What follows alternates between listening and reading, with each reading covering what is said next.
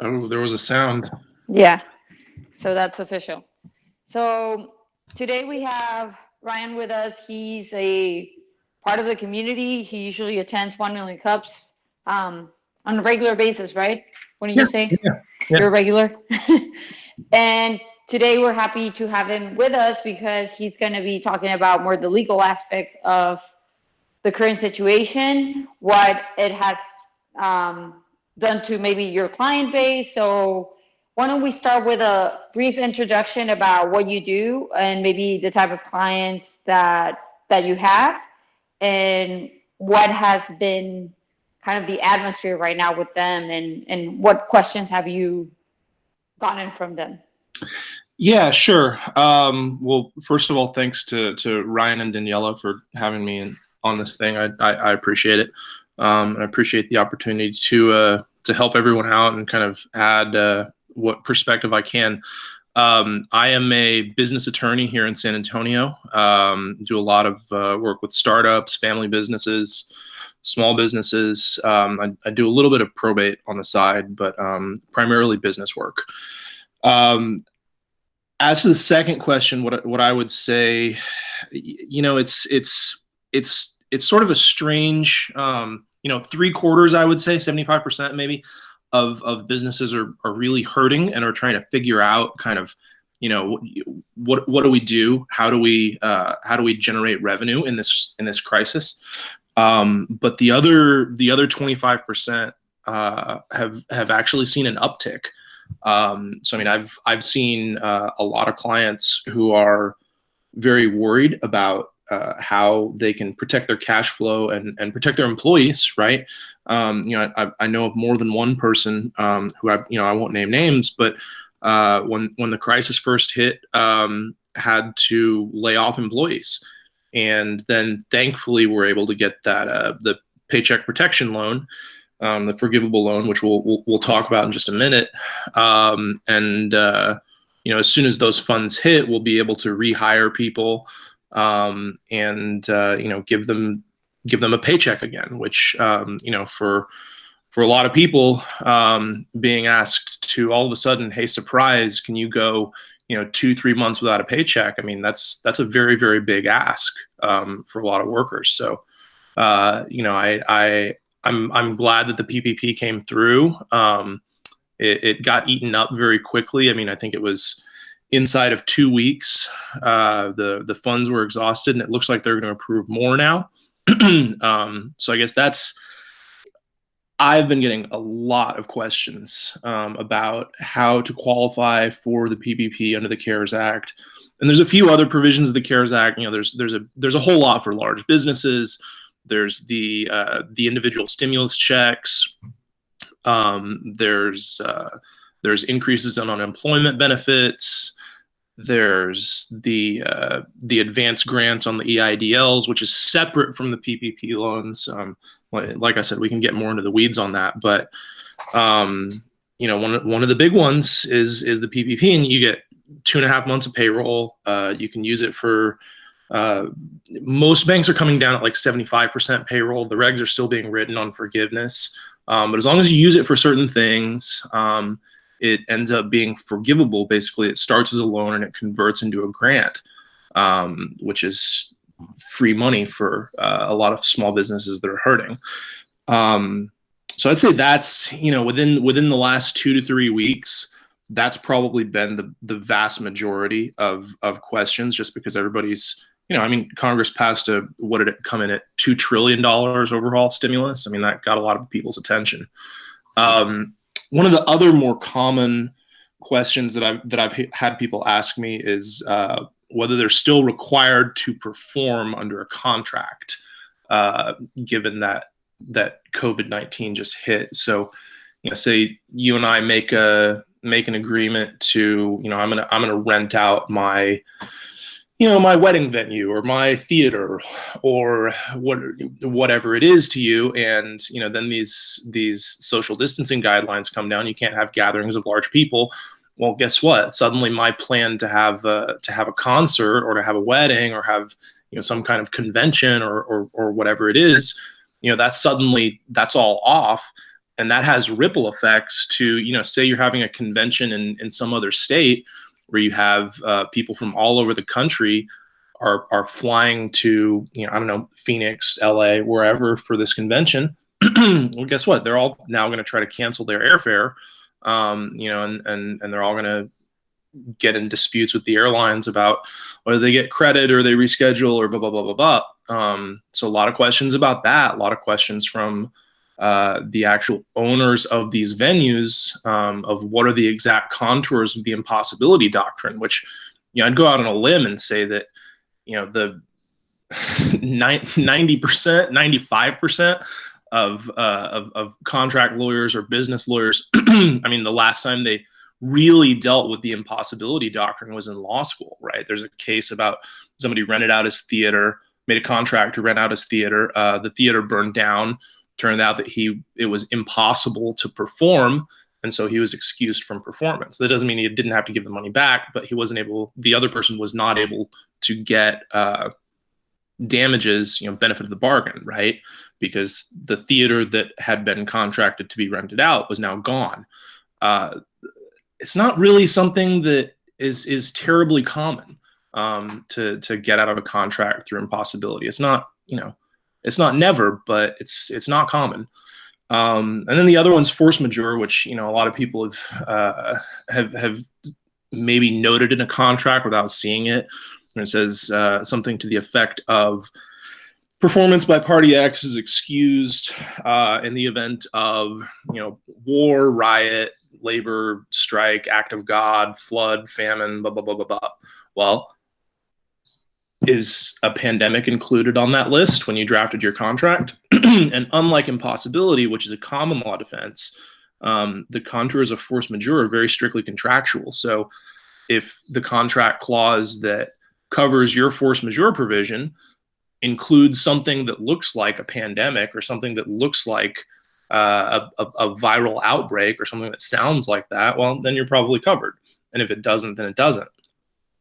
So that's, it's really whatever the contract says. Whereas impossibility, you can give a little bit more general answer. And then some kind of more specific concerns for medical sector, but I won't really get into that. I mean, I think everybody knows that, if you're in the medical sector, you have some very some very special concerns. So, yeah, it's a little bit different for them. Yeah. Yeah. So I mean, and I think the PPP was something that's kind of new. Like we started with some of the grants that they were rolling out, or the loans, stimulus, and some other offerings, and then the PPP. But what about? So why don't we start with that? Like, I really want to see if we can get like how does how does somebody start with that, and then what happened to like people that are already kind of fired people and now there's this opportunity? Like, what are some of those aspects that you need to keep in mind and make sure that you're doing it the right way? Yeah, right. So here's your crash course on PPP if you're not super familiar with it. So the people who are running point on it are banks. So if you're not on a fairly friendly relationship with your banker, and like I said earlier, the first wave is gone. The second wave, it sounds like they're about to pump a whole lot more money into it. So if you miss the first wave, all is not lost. I would recommend to get on a friendly, conversational basis with your banker as quickly as possible, because the banks are running point on this. And so the kind of mechanically, the way that it works behind the scenes without getting too complex, the bank makes a loan. The loan is guaranteed by the SBA, meaning if you default or abscond or whatever, the bank doesn't have to worry about whether you're a good credit risk because the SBA has got it. The SBA is going to pay them back. So they can go ahead and extend credit to a whole lot of people, a whole lot of businesses that, whether they would have gotten credit in kind of less lean of times, they don't really have to kick the tires all that hard on credit worthiness. I mean, they have to look at your application and they have to look at your documentation, and you can't. It's not an invitation to commit fraud, but they don't look quite as hard into whether you're a credit risk that where they might normally with an SBA application. They kind of just are looking like, okay, are you a legitimate business? Is this real payroll? Do you have a real income stream and expenses and blah. If yes, then more than likely you're going to get the loan. So the underwriting standards have been very loosened. So the banks are the ones who are running point on it. It's a forgivable loan, like I said. They size it based on 2.5 months of payroll. So whatever your payroll is, divide it for the past year, divide by 12, multiply by 2.5. That's the amount of the loan that you're going to get. You have to use it for certain things. Now, to your specific question, and that I alluded to earlier, what if you already laid people off? Can you rehire them and still be eligible? I conclude yes, because they size the loan based on your previous year of payroll. So if you've laid people off for 2 weeks, 3 weeks, whatever, and you want to rehire them, well, what's 2 weeks in terms of average payroll over a 12-month period? It's not that much.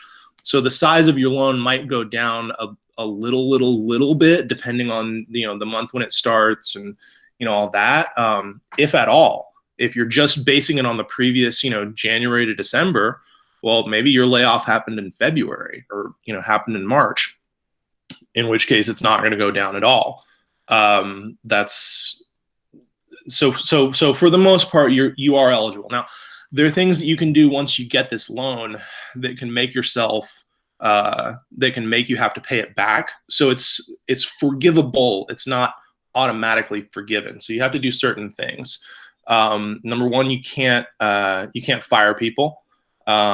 Your payroll at the end of the period has to be the same as it was at the beginning. And if it goes down, then that portion of the loan may still not be forgiven. So somebody asked me a question about that. They had read the regs, or read the statute. Sorry, the regs aren't out yet, and said, "Well, Ryan, I don't know. I may have to fire people. Should I still do this?" And my response was, well, suppose that you do have to lay someone off just because, economic necessity being what it is. And yeah, a loan is great, but you still, you're a business, you're not a charity. You still have to take care of your cash at the end of the day. Suppose you have 10 employees, you have to lay off 1 or 2 of them. Well, then the loan is not fully forgivable. It's just partially forgivable. So in that case, you'd be getting, just picking numbers, let's say I give you a loan for $100 and you have to pay me back $20 of it. Well, that's still $80 free. That's still a really, really good deal. So, unless you're certain that you're going to close up your entire shop and, go bankrupt and whatever, it's, for the vast majority of people, still worth applying for the loan, because even a partial forgiveness is still free money. And the terms of it are usually pretty, it's like 1% interest rate. It's amortized over, I think it's like a year or two. It's a good while. So. And then, I don't want to No. kind of caught you off track. Yeah, I have a tendency to get long-winded on these things, and go for it. No, I just was wondering, because grants, or are they assessing at all? Are you sustainable? Are you actually gonna, is your business gonna make it, or are they just looking at you? Oh, you got employees, you have payroll to pay, here's money. And how are they? So not that I've seen. I haven't seen any kind of you're operating a gym or something that one of these businesses is on the specifically banned list, and we're not going to give you a loan because of that. I haven't seen any kind of statement like that. What you cannot do is start up a new business now and then get this loan to go expand and start your payroll, right? Your business has to have been in existence before, I think it's February 29th of this past year. So as long as your business was kind of in existence before all this coronavirus stuff really hit the fan, then you're okay. I'm not going to tell you that no bank would ever look at feasibility, but I haven't seen that. I've seen them looking at, okay, you had employees, you had payroll, you need money to continue making those ends meet. So we got you. Yeah. And what about, like, you mentioned use it for specific reasons. So what are some of the reasons, or if you can mention like the major reasons that you must use the money for, or they're looking at you spending the money in? Right. Yeah. So based on the statute, they size the loan based on payroll. In the previous version, they would size it based on payroll, rent, utilities, mortgages, etc. They don't do that for the one that became law. They just size it based on 2.5x of monthly payroll. But then you can use the proceeds for a specifically enumerated list of stuff, including payroll, rent, mortgage, utilities, etc. Now, not your personal mortgage and utility, like your business mortgage and utilities.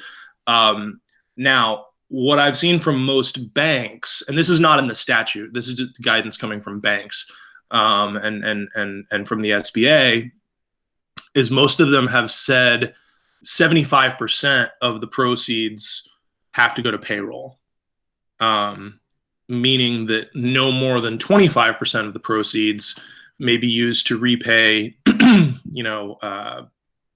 mortgage, pay utilities, pay rent, that kind of thing. Now, again, if you accidentally use it for, say, your advertising budget or something, again, that doesn't mean that the entire amount goes out the window. It just means that part that you used becomes not forgivable.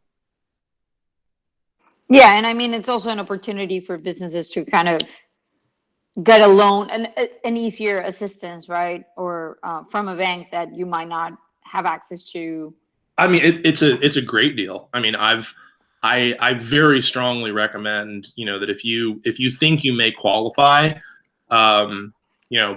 have a conversation with your banker, right? What? I mean, the worst thing that they're going to do is say, well, based on XYZ, I don't think you qualify, right? Yeah. There's no real harm done there. And I promise you, you're not the only person who's going to be calling your banker with questions about this. They've been burning the candle at both ends. I mean, I've been in regular contact with folks at 3-4 different banks, and they are drinking from a fire hydrant with this stuff, and they kind of just got a reprieve since the money ran out, and now Congress is about to pass another thing and allocate more. So it's round two.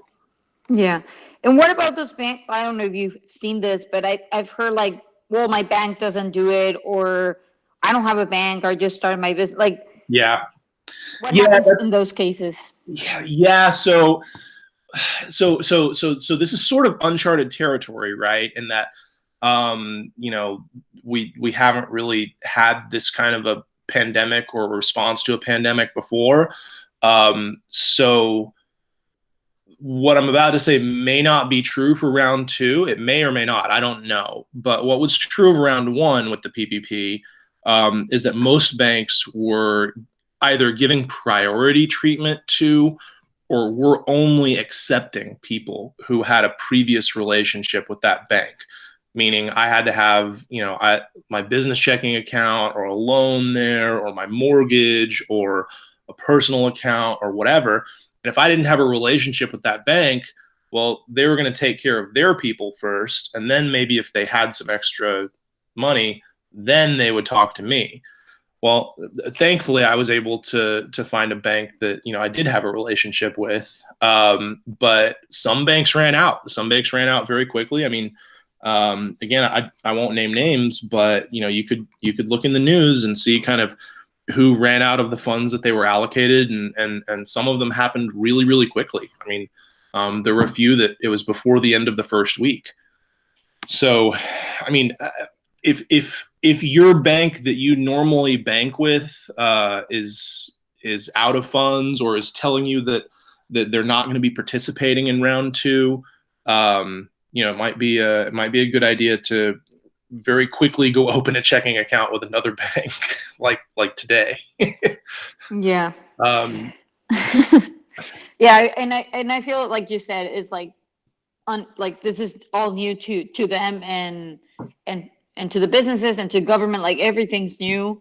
So it's hard to know like what's going to be round two or what have they learned and all this. So right, exactly. And so that's what happened with round one, is they were kind of taking care of their people first. Is round two going to be different? Well, who knows? yeah, and I mean, just to kind of finalize kind of the PPP, how, like, I mean, I don't know if you're subscribed to like a specific channel or just because you're a lawyer, there's like networks that are sharing this information, but for like small business that's in their home trying to make it, what do you suggest for them to stay updated, like to stay on top of this so it doesn't happen again, like when it's round two or when there's another opportunity out there that they can take advantage of? Like, how can they stay up to date? Yeah, how does I mean, is are you giving me an opportunity to plug my own social media here? Is that the well? No, Yes. And also, so I you mean, it's can, just good for them to know like what are good channels that are updated, and also yeah. you want to Well, make sure that you're also being proactive. Like maybe what are some of paperwork you need to have in place always, because you like it's going to be asked of you, like stuff that they can be proactive yeah, and right. just So make sure. it's a Yeah. good question. It's a really good question. Well, so number one, you can follow me on social media if you want. I'm doing my best to kind of keep updated with this stuff, but it is a rapidly moving target. My Twitter and Instagram and all that is, I think it's the same. It's Law Reiffert. Um, but you can also, I mean, honestly, just like the finance section of Google News, right? I mean, this stuff is really really big, and it's going to make waves.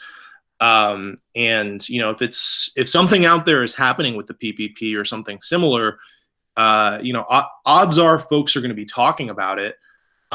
So just doing your best to stay plugged into what's being talked about, and whether it be Bloomberg or Wall Street Journal or New York Times or whoever. I mean, these are really big numbers, right? I mean, the first round was 350 billion. I mean, that makes waves.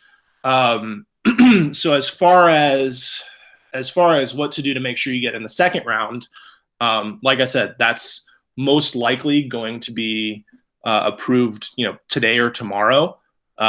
So I hope you're listening to this podcast live and not recording next week, because it may have already been too late. As far as what's going to be required to apply, you'll need your organizational documents that you put together when you formed your company, meaning your certificate of formation, certificate of incorporation, certificate of partnership, whichever entity you have. Then your bylaws or your operating agreement, then your EIN, and you're also going to need payroll documentation, right? So whatever payroll filings you've made, for the last year, you're going to have to substantiate that and show, because that's how they size the loan. So whoever is doing your payroll, whether you do it in-house or whether you outsource it to a payroll company, whether you have your CPA do it, whoever's handling your payroll, getting those documents in place to where you have your application packet, you're all ready to go, you can all send it in all at once, will help you apply more quickly. And by the way, you don't have to wait for the second wave to actually be approved to talk to your banker and say, hey, when this does happen, what would you guys need? The list that I gave you is probably what they're going to say. But again, because this is being run by individual banks and not some centralized thing, maybe your bank has a specific requirement that they need something different. It's better to know that ahead of time. I Yeah. think that's Yeah, that's good. And thank you for that. And also, what, like, I heard somewhere that it's good for them to also keep the documentation because they can go back and see like, oh, like where's all your documents? So because the grant can turn into a loan if they don't keep track of their documentation, correct? Is that something I made up? What? No, that's right. I mean, so so it starts off as a loan, and then if you comply with certain things, it can become a grant. And that, like I said earlier, the things that you need to comply with, you only use it for certain purposes. You don't lay people off. You don't cut pay of people who make less than 100,000 per year by more than 25%. So there's a lot of less than. So meaning, if someone makes more than $100,000 for the purposes of the PPP, they get counted as 100,000. So whether they make 100,001 or whether they make 800,000 for the purposes of PPP, they count as 100,000 and no more. People who make less than that, you can't cut their salary by more than 25%. If you do, that counts against you, and that amount gets non-forgiven. So again, it's, the point of all of this stuff is to keep people employed, is to keep paychecks coming. And Congress has decided that 25% is the acceptable kind of damage that can be done. So you can cut people by 25%, but not more than that. But again, all this stuff, I mean, the regs are still being written. So it's possible that the SBA will come out and say, hey, well, I know the statute said 25% is the limit, but we don't want you to cut people by more than 20%. So yeah, it could change. Right, it could change. So just you stay plugged in. But the statute sets it at 25. Stay plugged in with Ryan. Yeah. I'll do my best, and at a bare minimum, I'll kind of be able to provide you the first couple of breadcrumbs on the trail, and then you can kind of pick it up from there. Yeah, and we thank you for that.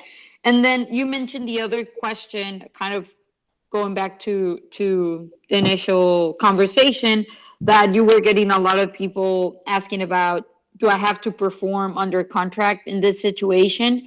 So what are some maybe scenarios that you could think of that are going to be presented more often, like something that's happening? I know I've seen, I talked to Lika from In the Weeds last week, and she was saying she usually does shows like on the weekends and they cancel, but some of they take money from her before or after, and some of them are refunding, some of them are not. So since I don't know if there's any type of law or anything you can talk on this in the contract base. Yeah, well, I mean, so you kind of have two different buckets here. You have your force majeure bucket, which is contractual in nature, and then you have your impossibility bucket, which is common law in nature. The force majeure bucket, it is whatever your contract says it is, right? Which, my answer, if you ask me, am I excused from performing this due to force majeure? My answer will always be, let me see your contract. Let's read your contract. What does it say? Because it's whatever the terms of the deal between the parties are, will govern. On the other hand, you have something like impossibility, which, the paradigm law school case is, guy makes a deal to lease out his theater. I think it was a theater or auditorium or something, some physical venue place where people gather, made an agreement, made a contract to lease that out. Then after the date of the contract, but before the date of the performance, the thing burned down. So it was literally impossible for him to lease out that particular space because it no longer existed. So he was relieved from having to perform under the contract, and the other party would not have been able to get damages. Now they would have been able to get, just their original money back, but you can't get benefit of the bargain. You can't get expectation damages. Now, what does that actually mean for, regular small businesses who, maybe focus a lot on in-person stuff and, now cannot do that? Well, if the, you know, as a kind of starting place, if the city health regs and, you know, the shelter in place order and whatever prevent you from doing your thing and having a gathering of 50 people or whatever it is, you know, then you have to comply. I mean, that's, so you know, you can't do it. Some people have been able to shift to kind of, you know, webcam based stuff. Actually, I heard an article the other day about musicians playing, like some jazz quartet or something playing with each other through a Zoom meeting, which I don't understand how that works with, you know, kind of the time delay, but you know, there it is. So some people have been able to do that. Other people are issuing kind of credits to, you know, hey, come back in 6 months when this virus isn't happening anymore. So I, you know, do that if you can. If you really get down to it, and, you know, somebody really wants their money back from you, and there's no placating them. I mean, really, these situations are so particular that, I mean, your only answer is, if you want to fight about it, then you're going to have to call a lawyer. You know, because there's no, you know, there's really not a one size fits all answer here. So it's kind of not an ideal answer, but if you can't perform, you can't perform, and you can either negotiate and come up with an alternative that's good for both parties, you know, or you can fight about it. What about like rent? I know a lot of people are, I mean, there's some like good landlords that are like, yes, we'll defer your rent or even reduce the rent for the next months to come. But what happens when you're stuck in that situation? You know, that's a really good question. I have not dug in so much to the landlord tenant side of it, other than to tell you that I know there's more than one or two people who are in that situation. Now I know there was a moratorium of some sort issued on evictions until the, you know, the end of this crisis. So you're not going to get thrown out onto the street immediately. Now that may not be a whole lot of comfort to somebody saying, well, okay, if I don't pay my rent, then I'm not going to be thrown out on the street now, but, you know, I will be in 2 months, which is a fair point.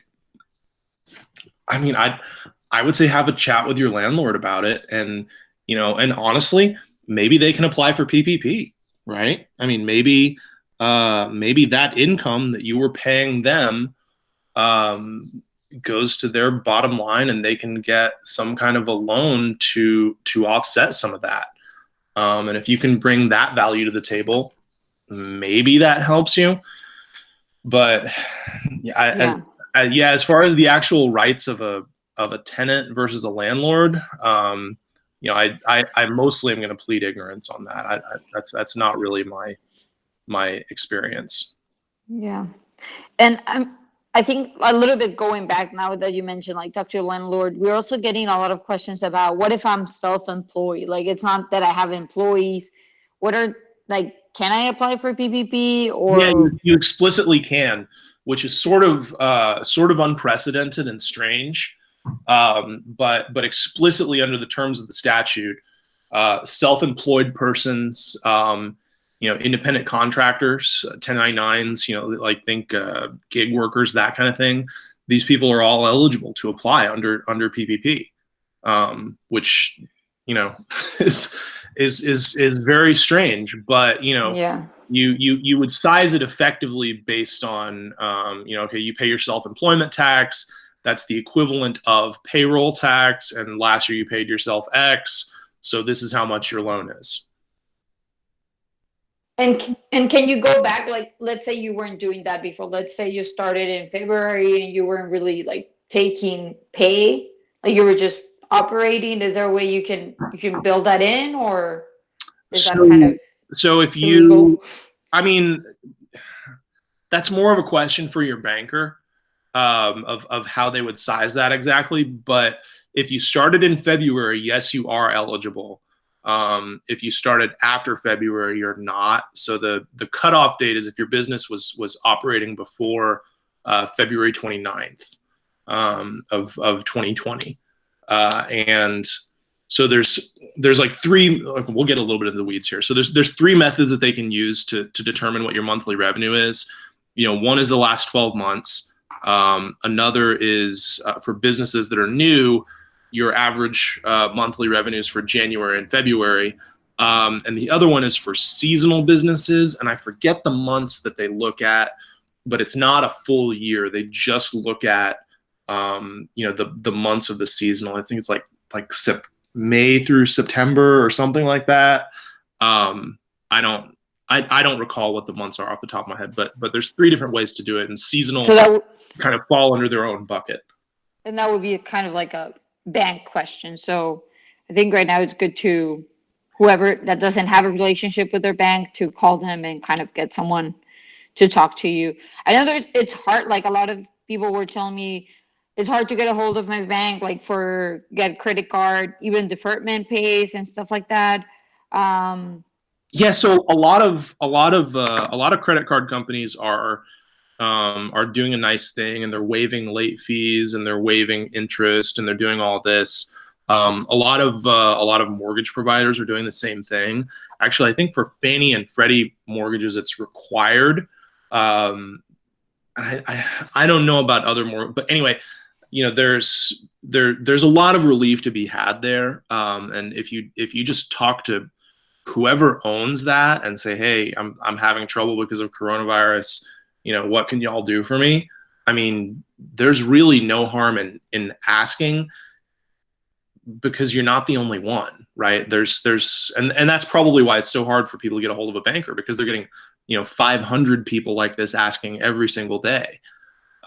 So yeah, you can get help with your credit cards. You can get help with your mortgage. And how much help and what type of help kind of depends on where they fall in the exact geography. But there's a lot of relief out there. Yes. And I want to ask, like, for you have clients and they're small business owners or family-owned businesses. Mm-hmm. What are you advising them? And also, I mean, I guess this is your first pandemic, right? So what would be what would be your advice for also moving forward as you onboard new clients or as you grow your client base? Like, what are some maybe aspects that you will advise them to have in place for situations like this that are unexpected and kind of out of their hands? Yeah, I mean, so one question that I've gotten from several people is, hey, when can I start to open back up, and and what do I do, and what does that look like, right? I have one client who's a hair salon, and she really wants to get back to doing what it's not that she needs the money. She's been doing it for decades, but she is sitting at home doing nothing and wants to get back to work, right? And that's that's not an uncommon story, that people feel like I'm just cooped up all day. I can't work remotely. Some people can work remotely. That's great. More power to you. But some other businesses, it's literally impossible to work remotely. So when can I get back to it, and what can I do, and et cetera. I mean, it's tough. I mean, there's precautions that you can take. And some of it is as testing gets better and more stuff gets rolled out, and as contact tracing gets better, kind of your risk will start to go down, right? But it's non-zero risk, opening back up, and there's stuff that you can do to mitigate. But I know everybody's anxious to get back out there and open up the business and hang the open sign again. But there's not really a one size fits all. And the advice that I gave this person, I said, well, right now you can't open up at all because you're specifically prohibited. But when that reg gets lifted, I would get an air purifier. I would make everyone wear face masks. I would I would take people's temperature when they come in the door. I'd have bottles of sanitizer everywhere. There's stuff like that you can do, but even then, I mean, if you're coming into contact with people, you're gonna have risk, and that's irreducible. As far as what to do for the future, plans in place for if we have another pandemic. I mean, I have, have some financial reserve ready. I mean, give some thought to ways that you might be able to transition to a remote workforce in a pinch.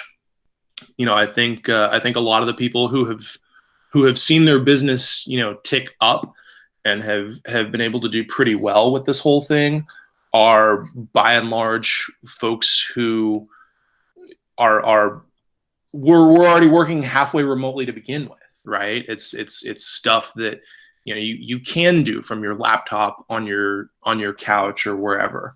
The legal profession I've been surprised by how nimble there's a lot of courts that are letting you do hearings and all that kind of stuff through Zoom meetings, and there's electronic notaries, and there's all this stuff that you used to do in person, and it used to be kind of just expected that of course this is going to be in person. Well, it turns out that like video conferencing software nowadays is pretty good, and there's more that can be done remotely than we maybe thought. So I mean, I know a little bit of like silver lining in all of this, right? Yeah, I mean, I guess the silver lining is kind of forcing people to realize that hey, we really can adopt this technology a little bit more, and the sky is not going to fall, and maybe there's some progress that comes out of it, but at the same time, uncharted waters and a true emergency, and not really is the next business crisis a pandemic, or is the next business crisis like some other thing that we wouldn't have thought of? Yeah. And then I mean, what are like I'm curious to know what are some of the practices from like a legal standpoint? You mentioned like having some of the hearings or notary services remote. What are some of the practices that you think will be here to stay, or will be like, oh, why don't we just do it like that from now on? Like, what are some of the aspects that you think are good or are more efficient in a way? Oh, it's tough to say. I think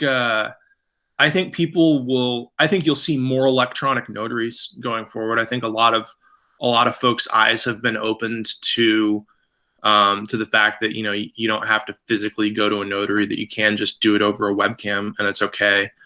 I think you'll see a lot more people who so one of the practices, like I mentioned at the very beginning, I mean, I do mostly family business, startups, that kind of thing. I do a little bit of estate planning and probate kind of on the side. A lot of people have been like, hey, I need a will, right? Like, I think I'm young and healthy, and I think I'm not gonna, get in trouble with this whole virus, but like, well, just be careful. I need to have a will just in case. I've had a lot of people asking about, what can they do? And that's, an attorney can help you out with that. You can DIY it if you're really, not worried about a whole lot of assets to dispose. But there's a lot of people out there that just go around without a will, and they kind of are waking up with this pandemic. It's like, hey, I can die. I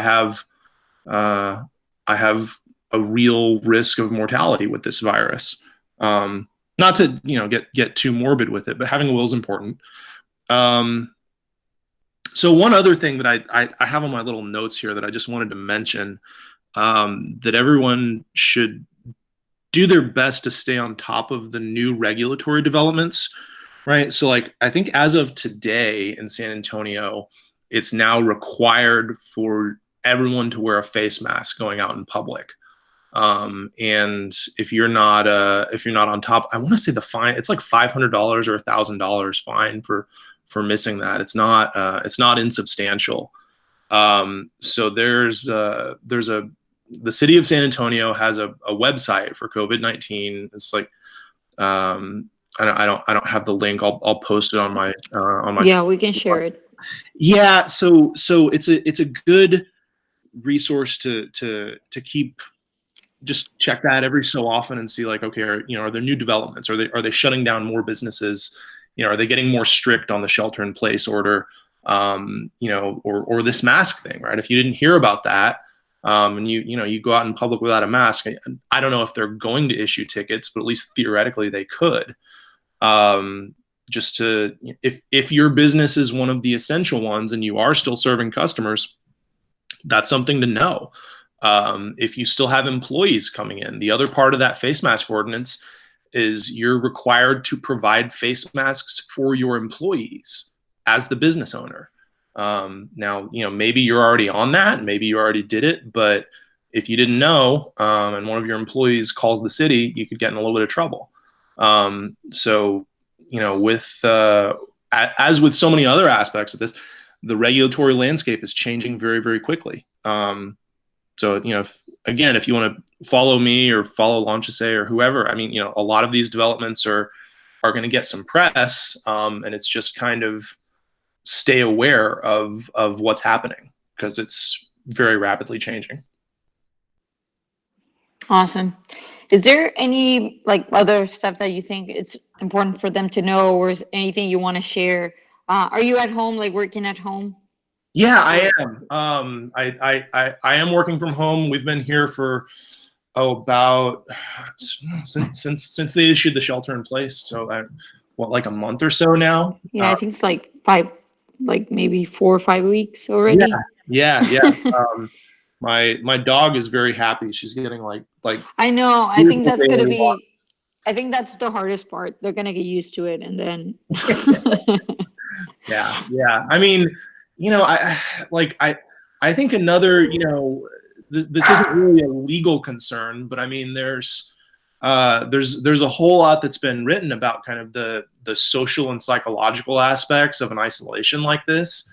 So I think it's important to, if you're working from home, talk to your neighbors across the street, keep your social distancing or whatever. But, I've every few days I'll, chat with my neighbors. I'll stand on my curb and, they're across the street standing on their curb, and we just kind of shoot the shit for a few minutes. Just socializing is important. Yeah, I think we all miss that. And I think a lot of people are coming with innovative ways of doing social gatherings or staying connected. I think even more so people you wouldn't talk to, now you have more time. So I heard from other mentors, it's a great time to focus on your business in other aspects. Maybe you said, oh, well, I didn't have time to organize my drive or my OneDrive or my Google Drive because I'm always busy. So these are maybe times where you can kind of slow down and do some of that. What are you doing do you have any free time or extra time? I not really. I haven't been all that disrupted by this. I thankfully, knock on wood, right? Maybe 80% of what I do on a daily basis can be done remotely, and it's more just a kind of the biggest struggle for me personally has been there's not really that clear dividing line of I wake up, get my coffee, go to work. Now I'm at the office. This is work time. Okay, I finish up, I come home. Now I'm at home. It's not work time anymore. I'm home time. When you're working from your home office and working from your couch and whatever, you don't really have that clear dividing line, right? So it's kind of it blends together a lot more, and I've found myself working much later some days, and other days kind of getting started, just a different time. And so that's been kind of the main adjustment for me. But as far as as far as actually like logistically getting things done, I mean, not a whole lot. I mean, Zoom meetings are pretty good. Documents can be e-signed. Court filings are all e-filed already anyway. It's not been as disruptive for me as it has for a lot of other folks, which I feel fortunate about. Yeah, I think it's shifted or for us in another way has kind of brought us a little bit more.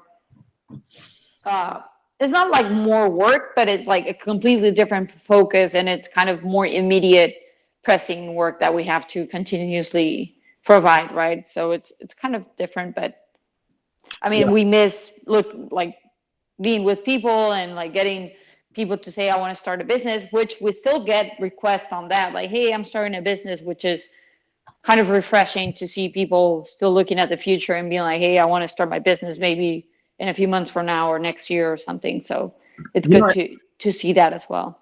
I think there's, if there were any other takeaway that I could kind of give people about this, it's, there's once the kind of dust clears from this thing, there's going to be a lot of opportunity in the market.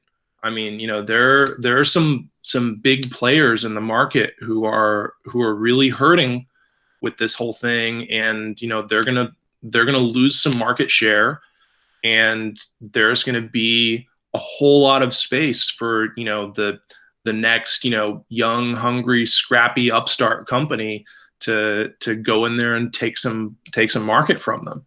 I mean, there were a whole lot of fortunes made in the Depression, in the 80s real estate crisis, in the dot-com bubble, in the 08-09 financial crisis.